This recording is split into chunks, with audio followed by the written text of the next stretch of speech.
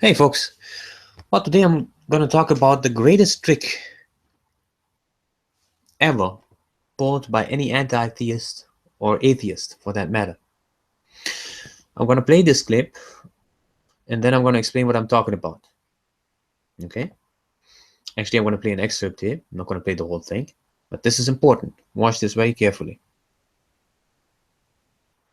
So, I've had an experience of the world. How do you know it's true? Well, by definition, my definition, truth is that which conforms with reality. And it's the reality that I experience that matters. You just keep shaking your head. What do I get? Did you hear that? Did you catch that? Let's play that again here. True.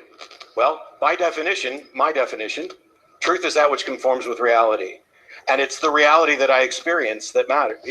And it's the reality that he experiences that matters. So in other words, what he is doing is a very, very clever trick right there. Atheists and Gnostics often talk about theists playing a con game on them, when this is the biggest con ever pulled off, if you really think about it. Because what he is doing is he is defining reality as his experience. I mean, can you believe it?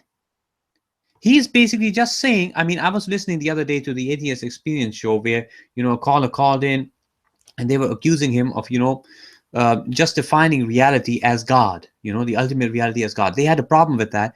But when this guy over here defines his own subjective experiences, get this, guys, his own subjective experience is what is defined as reality. Now, of course, atheists will, at this point, they'll say, well, it's not just his experience. It's basically what it boils down to is the collective experience of atheistic minded people from all over the world. Okay, that is what makes up reality in the atheist mind, excluding theists like myself, like and like Matt Slick here, and like many others who disagree with them. This is a perfect form. I mean, it is a very well packaged and camouflaged fascism, because the same people would also use violence to protect their view if necessary. Okay, because we can see this example for a perfect example is vaccines. You got to vaccinate your kids. Why? Because according to Matt Dillahunty and the likes, it is reality that vaccines always, okay, or almost for certain, I should say, they are beneficial for the children, and the benefits outweigh the negatives. And this has been proven to them. That is their reality.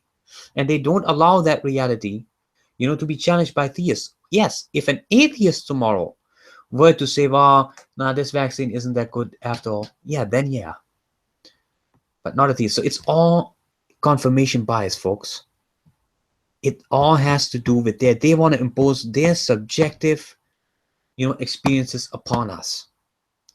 Okay, they don't get it into their thick heads that, theists have experiences that run counter or run against what atheists claim to experience. And that's the whole point. Okay, so I mean, I just make this video short because this is really the biggest con that they've pulled off, because they make it seem like what they're saying has more validity. See, that's the point. Okay, it has more validity than what theists say, but really, if you think about it, that in of itself is an absolute claim. If you say my things have more, that basically what he's saying though is that his subjective experience, is better than the subjective experience of theists. Okay, I'm not even going to go into absolutes and all of that. I think that you can watch the debate for yourself if you want to, but this is an absolute disaster, and it's the greatest con ever pulled. Okay, so think about this, guys. Take care, and God bless you.